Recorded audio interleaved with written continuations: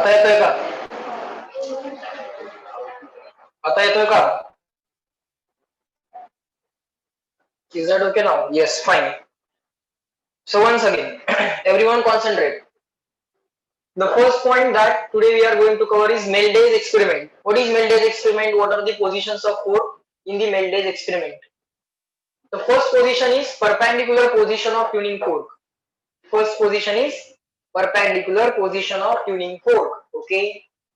So there the vibrations of prongs. These two are called as prongs. This is called as handle. Okay. So these prongs, when they vibrate, what is going to happen? It is going to act as a source of vibration. Okay. And those vibrations will create a wave. And we may get a stationary wave on the string. Fine. Let the tension in the string be capital T. Frequency of tuning fork त्याला capital N म्हणायचं. Capital N. Okay. Now listen to me carefully. The position of the tuning fork is right now perpendicular. Means what? Vibrations of tuning fork are perpendicular to the length of the string. Position perpendicular आहे म्हणजे काय? Handle perpendicular ठेवायचं आहे का? नाही. Vibrations of prongs of tuning fork should be perpendicular to the length of the wire. Fine. Now we want to establish relation between frequency of prongs of tuning fork and frequency of wave on the wire. Frequency of prongs of tuning fork and frequency of wave on the wire. Fine. So for that, try to find out time period of vibration of prongs of tuning fork and compare that time period with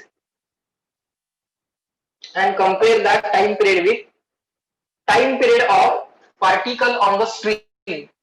Time period of particle on the string. Right now, when the prong completes one oscillation, the particle on the wire also completes one oscillation. Just know. मोठ्याने सांगा. When the prong completes its one oscillation, let's say it is initially at negative extreme, 0, positive extreme, again 0, again negative extreme. So particle न कुठल्या particle न tuning forkच्या particle किंवा tuning forkच्या prong. When the prong completes one oscillation, the string also completes, particle on the string also completes one oscillation. So both of them have equal time period. As both of them have equal time period, both of them have equal frequency. Both of them have equal frequency. Time period equal असतील तर तसे reciprocal. Time period चा reciprocal म्हणजे काय? Frequency. So capital N is frequency of fork, frequency of tuning fork, and small n is frequency of wave on the string. Frequency of wave on string. Fine. But we have already learned what is the frequency of wave on the string. Number of loops into fundamental. आठवतंय का? General formula काय? Frequency of wave on the string. General formula काय? Number of loops into fundamental. But so capital N is equal to, what is the relation? Number of loops. काय म्हणायचं? A, B, C, D, E, F, G काय म्हणायचं? Number of loops. Symbol काय? मोठ्याने Q. Okay. Fundamental काय लिहायचं? V upon 2L. String fixed at both end करायचं. आणि काय लिहायचं? V upon 2L. दाखवलेली नाहीये, that is okay. That will be a string fixed at both ends. Okay, नंतर as it is a string, the wave on the string is what? Velocity of wave on the string is what? 10. Of wave on the string formula and root T upon mu and root T upon fine. Now if you don't change the fork, तुम्ही जर fork change केलाच नाही तर capital constant राहील. बरोबर? So जर n constant असेल, n equal to constant असेल, म्यू कॉन्स्टंट ठेवल्या केस with that this 1 upon 2 L constant, N constant. So this Q multiplied by root T is also going to be a constant. ही गोष्ट constant आहे. हा 2L constant आहे left ला आणा. Mu constant आहे left ला आणा. So we can say this Q into this root T is going to be a constant. So if you increase the tension in the string, number of loops shall decrease so that this product remains constant. Tension वाढवलं तर number of loops काय होतील, कमी होतील. समजतंय का, समजायला लागले का. काल एक असाच क्वेश्चन सॉल्व्ह केला होता. So generally people don't write it like this. What they write is, after squaring this they will get q square t is equal to constant. Some people don't like the sequence like me, so they do tq square equal to constant. tq square is equal to constant. For examples, you can write T1 Q1 square is equal to T2 Q2 square. Initial tension दिलं जाईल बा, final tension दिलं जाईल, initial number of loops दिले जातील, final number of loops विचारतील. Is that clear. Question समजला, समजला. इनिशियल टेन्शन दिलं जाईल, फायनल टेन्शन दिलं जाईल, इनिशियल नंबर ऑफ लूप दिले जातील, फायनल नंबर ऑफ लूप विचारतील. और इनिशियल लूप देतील, फायनल लूप देतील, इनिशियल टेन्शन देतील. What shall be the final tension I can 5 loops मिळतील. So that I can get 5 loops, 6 loops, 7 loops काहीतरी देतील. So या तीन पैकी, या चार पैकी 1, 2, 3, 4 out of these 4, 3 quantities will be given to you, 1 will be asked. Question type clear झाला. म्हणजे असे क्वेश्चन्स आता आम्हाला सोडवता येतील. फाईन. महत्वाची गोष्ट एवढी आहे, हे ज्यांना कळले त्यांना क्वेश्चन सॉल्व्ह होणार आहे. That's it. कळलं. Frequency of wave on the string शिकवलंय. Number of loops into fundamental. Fundamental किती घेशील, V upon 2L. String fix आहे, बोथ एंड आहे. एक्सपेरिमेंट मध्ये दाखवली नाहीये, दॅट इज डिफरंट स्टोरी. दाखवता येतं ते पुढं, नंतर दाखवूया आपण ते. Next position, next position simple आहे. लक्षात आलंय सगळ्यांना. जाऊ का पुढं, जाऊ का. जावा सर एकदा, लेक्चर संपवायला होतं ना. आता 1 पॉईंट झालाय, अजून 4-5 पॉईंट करायचे. चला नेक्स्ट पोझिशन. नेक्स्ट पोझिशन काय, पॅरलल पोझिशन. पोझिशन मध्ये आपल्याला लक्षात की टाइम पिरियड डिफरंट आहे, फ्रिक्वेन्सी डिफरंट. हा इंटरेस्टिंग पॉइंट, मजा येईल तुम्हाला पण हे शिकताना. इमॅजिनेशन व्यवस्थित पाहिजे. Let us support the string here. स्ट्रिंगला इथं सपोर्ट केलंय, so this end is now fix. Fine. Let us draw the position of the tuning fork like this. Okay, this position is called as parallel position of tuning fork. Yes or no? मोठ्याने सांगा. This position is called as parallel position of tuning fork. Yes or no? Why? Vibrations of tuning fork are parallel to length of the string. Okay. Now what is going to happen? What do you think? Time period of tuning fork and time period of the string, will they be equal?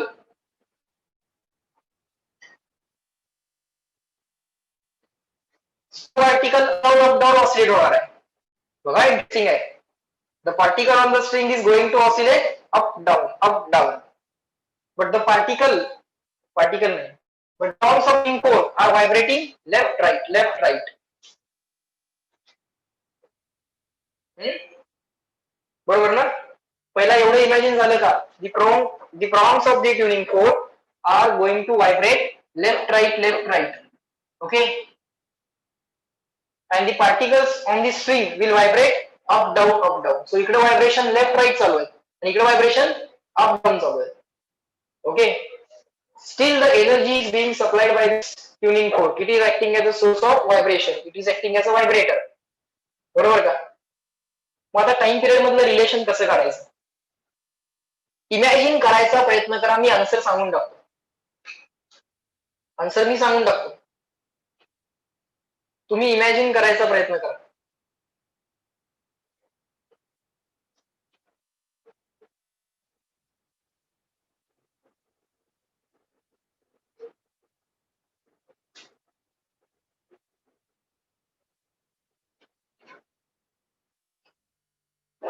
Time period of vibration of fork. फोर्कचं एक oscillation झालं. स्ट्रिंगचं झालेलं नसतं, अर्धच झालेलं असतं. स्ट्रिंगचा time period जास्त आहे. स्ट्रिंगच्या टाइम पिरियडला हाफ केल्यानंतर फोर्कचा टाइम पिरियड मिळतो. Try to imagine this. Try to imagine the vibrations of fork, left right and try to imagine the vibrations of string. एक लूप घेतला तरी चालेल. एक लूप इमॅजिन केला तरी चालेल. असा लूप इमॅजिन केला तरी चालेल. हळूहळू लक्षात येईल ते पण. मी सांगितल्यावर लक्षात येणारच आहे, पण त्याआधी 1 मिनिट विचार करा. इमॅजिन करायचा प्रयत्न करा.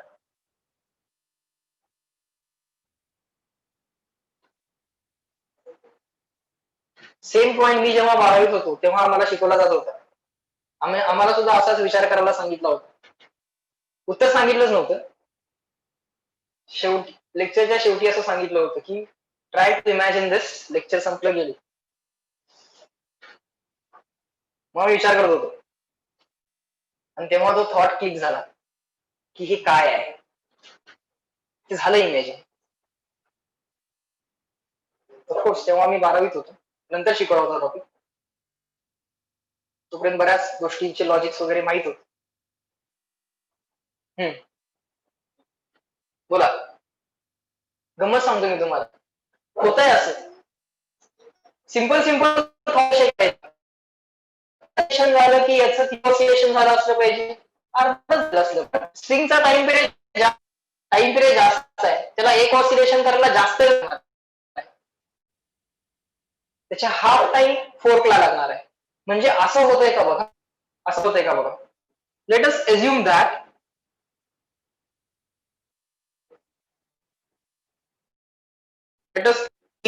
the prong initially extreme string flat आहे असं इमॅजिन. स्ट्रिंग कशी हा प्रॉम एक्स्ट्रीम लेफ्टहून एक्स्ट्रीम राईटला गेला. हा प्रॉम एक्स्ट्रीम गेला. अगदी जवळजवळ चालू असते. हे दाखवलं मी भरपूर मोठं करून. एवढं मोठं नसतंय ते. अर्ध ऑसिलेशन कम्प्लीट झालं. हाफ ऑसिलेशन कम्प्लीट झालं ना, लेफ्ट टू एक्स्ट्रीम राईट. तर हाफ ऑसिलेशन नाही होणार, 1/4 होणार. स्ट्रिंगचं काय व्हायला पाहिजे? 1/4. म्हणजे स्ट्रिंगची पार्टिकल काय व्हायला पाहिजे? मीन टू पॉझिटिव्ह एक्स्ट्रीम एवढंच व्हायला पाहिजे. आधी ते मीन ला होते. 1/4 ऑसिलेशन करायचं. प्रॉमचं हाफ ऑसिलेशन झालं. स्ट्रिंगचं काय व्हायला पाहिजे? 1/4 व्हायला पाहिजे. So everyone will go to their positive extreme. Mean to positive extreme. हे negative extreme to positive extreme आले. हे काय करतायत? Mean to positive extreme. Okay, थोडं समजून घ्या. हा प्रॉम्प्ट परत येतोय. Negative extreme to positive extreme. हे काय करतात? Positive extreme to mean. Positive extreme to mean. प्रॉम्प्टचं एक ऑसिलेशन झालं. स्ट्रिंगचं किती झालं? हाफ झालं. स्ट्रिंगला अजून डबल टाइम लागणार आहे. कळतंय का? सो असं होत असतं. हे असं व्हायला लागलेलं आहे कंटिन्युअसली. चेक करा आता. इमॅजिन करा. येलो वरती आहे बघा. हे मीनला आहे. हे निगेटिव्ह एक्स्ट्रीमला आहे. हे निगेटिव्ह एक्स्ट्रीम पासून पॉझिटिव्ह एक्स्ट्रीम आहे ना, हे मीन टू पॉझिटिव्ह एक्स्ट्रीम जाणार. आता हे इमॅजिन करायचा प्रयत्न करा सायमल्टेनियसली.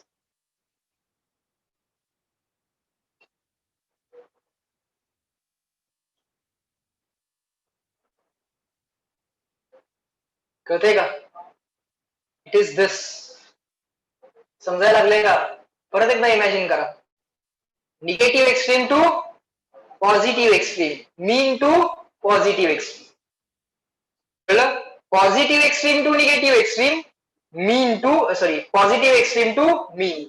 परत positive extreme to negative extreme, mean to negative extreme. परत positive extreme to negative extreme, negative extreme to mean. समजायला लागलंय का?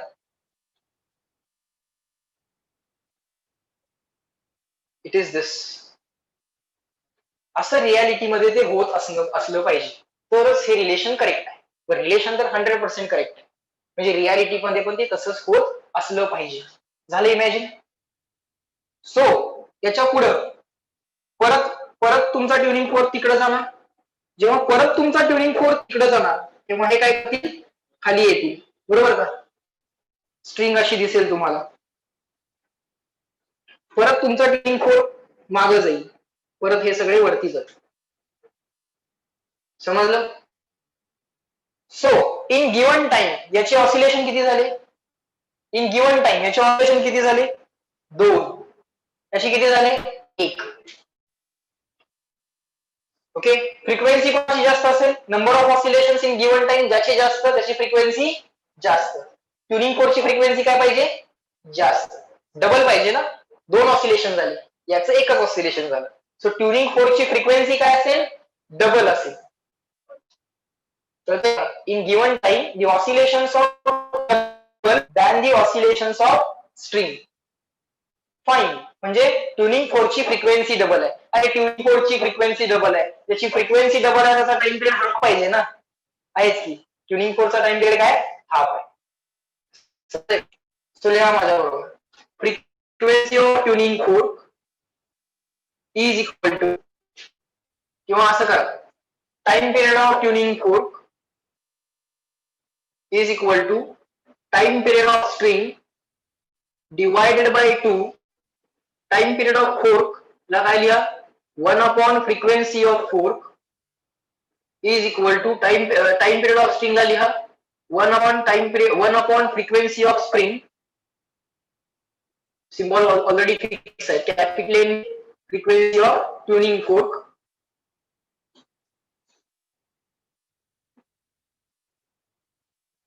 time period of string ला 1 upon frequency to 1 as it is. Frequency is equal to 2 times frequency of string. Frequency of fork la capital N, frequency of string la small n. This is the relation which you must remember. Okay. पुढे काय शिकवलंय? Frequency of string काय शिकवलंय? Frequency of string काय शिकवलंय? मोठ्याने. Number of loops in, हा frequency of wave on the string काय शिकवलंय? Number of loops. Segment complete करत चला. Number of loops into number of loops Q. Fundamental under root, कुठला अंडर रूट? फंडामेंटल काय? V by 2L. 4L का बरं 4L? काय? नाही, दोन्ही एंड फिक्स आहेत. This end is also fixed end. This end is not at all moving up and down. This end is not at all moving up and down. It is fixed. हे तर निग्लेक्टच करायचं. त्याचे काय slight modification in length of the string आहे. Fourth left right left करायला, त्यामुळे स्ट्रिंगची length slightly modify होईल, ते निग्लेक्ट करायचं. But still this is a node. समजतंय का?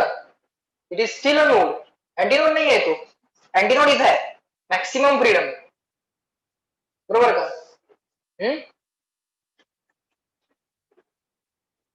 हा एक पॉइंट ऑफ कन्फ्युजन असतो. लोकांना वाटतं की हा इन फ्री आहे किंवा हा इन फ्री टू व्हायब्रेट आहे. नाही, तो अप डाऊन व्हायब्रेट होतच नाही. खरोखर चेक करा. It is not all vibrating up and down.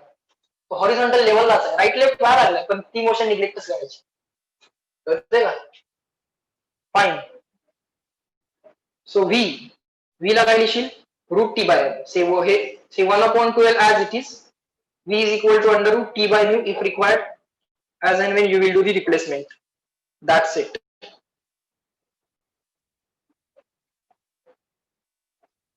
Questions असतात, सांगितलेलं असतं फोर्क परपॅन्डिक्युलर आहे की पॅरलल आहे, सांगितलं नाही तर परपॅन्डिक्युलर घ्यायचं, पॅरलल घ्यायचं नाही, पहिली केस घ्यायची मगाशी जी शिकवली ती. Okay, if they don't specify then in that case you will take the position of the tuning fork as perpendicular position. Okay, so everyone write it down and let me know in the chat box. Is that clear? Just reply me clear and written. हा, लिहून झालं की सांगा, समजलंय? Doubt आहे? Imagine झालं? Second केस perpendicular वाली imagine झाली आहे का? सेकंड केस पॅरलल वाली, परपॅन्डिक्युलर वाली तर सोपी आहे, त्यात काही इमॅजिनेशनचा पॉइंटच नाही.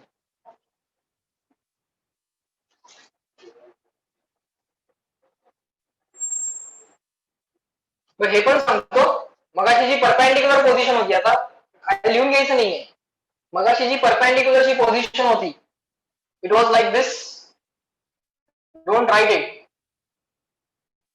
Do you think that this is a antinode? Do you think antinode? No, it is not an antinode. It is still a, it is still a node. Forget about that slight motion. But it is still a node. कळतंय का? Antinode इथंच असेल. Antinode अजून सुद्धा इथंच असेल. कळतंय का? हळूहळू इमॅजिनेशन स्ट्रॉंग व्हायला चालू होईल. बारीक बारीक बारीक जे काही पॉइंट्स असतात, नोड अँटीनोड कन्फ्युजन कुठं काय होईल, हळूहळू त्या गोष्टी पण मी तुम्हाला क्लिअर करत जाईन. पण त्यासाठी तुम्ही माझं स्टेटमेंट कम्प्लीट करायचा प्रयत्न कराल. फंडामेंटल मी विचारल्यानंतर V/4 आन्सर आलं की मी लगेच त्याला करेक्ट केलं. त्याच्यावरून मला कळतंय तुम्ही जेव्हा स्टेटमेंट करेक्ट कम्प्लीट, मला काय अडचण नाही. चुकीचं स्टेटमेंट कम्प्लीट झालं याचा अर्थ काहीतरी लॉजिक मिसिंग आहे, तेवढं मला देता येते तुम्हाला. So always try to complete the statement of the teacher. Next, parallel position झाली, परपॅन्डिक्युलर पोझिशन झाली. आता किलोमीटर फायर एक्सपेरिमेंट किंवा मेल्डेड एक्सपेरिमेंट, एक्सपेरिमेंट मध्ये ऍक्च्युअल अरेंजमेंट कशी असते, इन रिअलिटी अरेंजमेंट अशी काहीतरी असते. असं एक वुडन टेबल आहे, इथं स्ट्रिंग केली आहे. ओके, इथं स्ट्रिंग फिक्स केली आहे, इकडे सपोर्ट आहे, डिजिट सपोर्ट पाहिजे तसा हलवता येतोय, लेफ्ट लेफ्ट पाहिजे तिथं नेता येतोय. ओके, आता तुम्ही फोर्क कुठं धरताय? आता फोर्क इथं ठेवला तर हा नोड झाला. मग तो फोर्क कसा ठेवला? फोर्क परपेंडिक्युलर 3 मध्ये ड्रॉप केले ते, जरा इमॅजिन करायचा प्रयत्न करा. हा असेल तर व्हायब्रेशन फोर्क परपेंडिक्युलर, तोच फोर्क त्या स्ट्रिंगला असा अटॅच केला आणि व्हायब्रेशन्स इम्पार्ट केले तर पॅरलल पोझिशन. त्या केसमध्ये याची गरज नाही, पण फोर्क ओढून धरावा लागेल जेणेकरून स्ट्रिंग मध्ये टेन्शन येईल, कारण टेन्शन पाहिजे, बरोबर का? कारण टेन्शन नसेल तर लोक काम करत नाहीत, मग स्ट्रिंग पण वेव्हला प्रोपागेट करणार नाही. फाईन. इफेक्टिव्ह लेंथ काय असेल? कुठं ट्युनिंग फोर्क आहे आणि कुठं सेकंड एंड आहे, that is going to be the effective length. That is going to be the effective length. Fine. Now, the pulley this नसलेलं असतं, थेरॉटिकली गरज नाही, पण प्रॅक्टिकली या स्ट्रिंग मध्ये टेन्शन देण्यासाठी इथे पुली असते आणि त्या पुलीला एक वेट अटॅच केलेलं असतं. This weight is nothing but the tension in the this weight is nothing but the tension in the string. Okay, समजलं का? तो स्ट्रिंग मध्ये टेन्शन देण्यासाठी सांगितलं असतं की या इथे एक पॅन आहे, या पॅन मध्ये एक छोटस वेट ठेवलेलं आहे, 2 ग्राम मास ठेवलेला आहे, त्याला त्या ग्रामला केजी मध्ये कन्वर्ट करा, इंटू जी का एमजी करा, वेट क्रिएट करा, टेन्शन मिळते.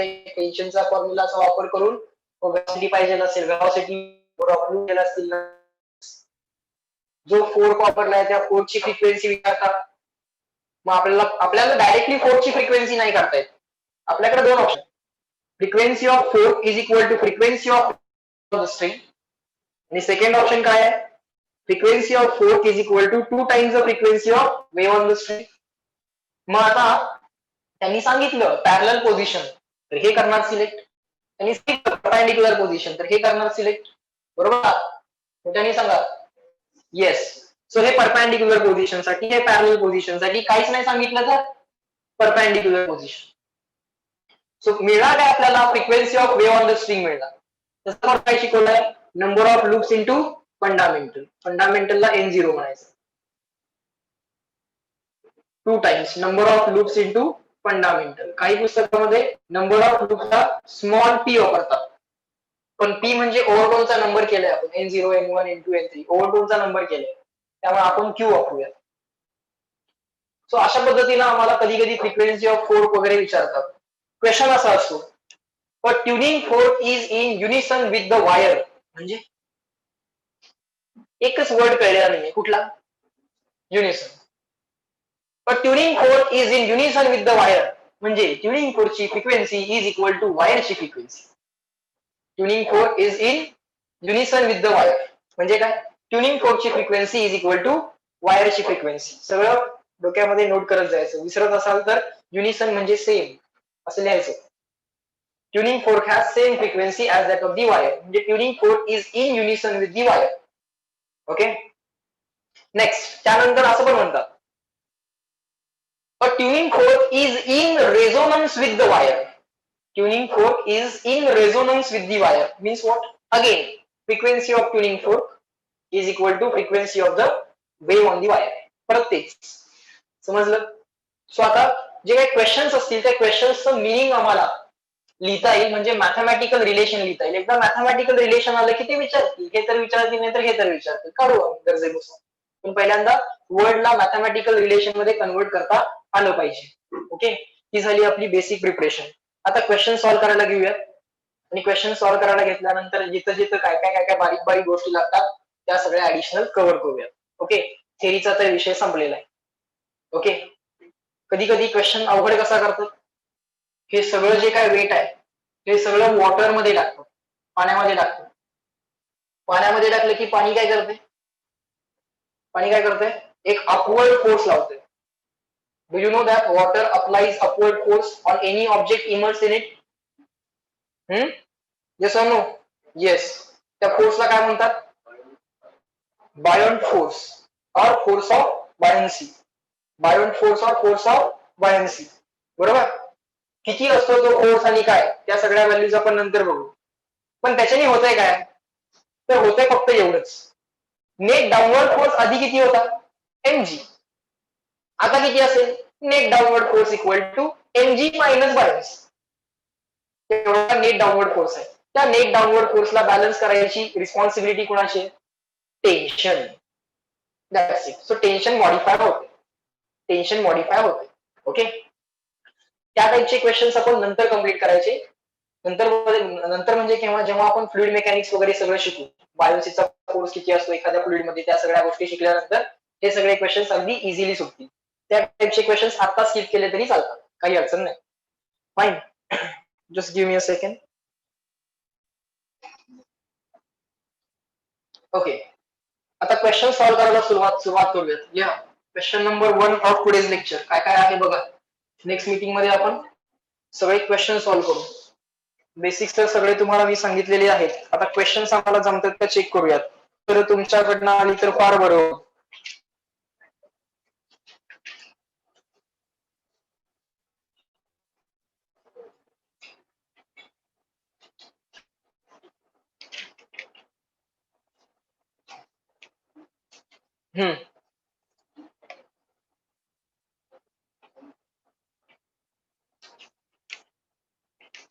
Question number 36 solve example page number 178 तर का बघूयात आपल्याला क्वेश्चन्स. बरोबर बघूयात. लक्ष द्या. आहात का रेडी, पेन पेपर काढले का बघा. हा, everyone in the chat box. Shall we start with the questions. जर रिप्लाय करा, लक्षात येईल मला म्हणजे तुमचं कुठेपर्यंत आलंय. हा, good, fine. 36, let me read the question. Standing waves are produced by the superposition of two waves. पहिली वेव दिली आहे y1, दुसरी वेव दिली आहे y2. Where x and y are measured in meter, d in the second. Find the amplitude of the particle x equal to 0.5. Cos of 57.3.54 दिलाय. बर, question काय काय दिलाय जरा बघा. क्वेश्चन असा काय दिलाय, two waves, everyone write along with me. काय दिलंय पहिल्या क्वेश्चन मध्ये, first wave y1 is equal to 0.05 sine 3 पाय t, ओके, मायनस 2x. सगळ्यांना ओमेगा आणि के तर कळाला असेलच. ओमेगा म्हणजे टीचा कम्प्लीट कोइफिशियंट, काय कॉमन वगैरे करायचं नाही, सगळं आज मल्टिप्लाय करायचं टीचा complete coefficient. y2 is equal to 0.0 sine of 3 पाय t मायनस का प्लस 2x.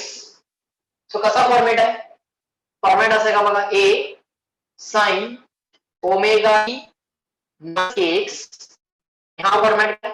ए साइन, एच आहे ना, A1 A2 म्हणायची गरज नाही, A sine omega T plus K X. म्हणजे होणार काय आहे, sine plus sine, A common निघणार, sine plus sine is 2 sine cos. पहिल्या ब्रॅकेट मध्ये ऍडिशन अपॉन 2, दुसऱ्या ब्रॅकेट सबट्रॅक्शन अपॉन 2. लागलेलं असेल, केलं आपण sine plus sine, sine minus sine, cos plus cos आणि कॉस मायनस कॉस. तर याचा आन्सर आपल्याला माहित आहे, हा स्टँडर्ड फॉर्मॅटच आहे. याचं डेरिवेशन आपण केलं होतं की नाही, केलं होतं. So we know what is the final answer, it is 2a cos kx multiplied by sine omega T. Okay, विचारलंय काय, amplitude of particle at x equal to 0.5, x equal to 0.5 meter असताना r equal to x and y r in meter म्हटलेलं आहे. x metre मध्ये आहे, y metre मध्ये आहे. y metre मध्ये असेल तर एम्प्लिट्यूड पण कसा पाहिजे, मोठ्याने सांगा. ही क्वांटिटी तर युनिटलेस असेल, sine cos tan all trigonometric ratios are unitless, dimensionless. So left साइडचं युनिट मीटर आहे, राईट साइडचं पण युनिट मीटरच पाहिजे.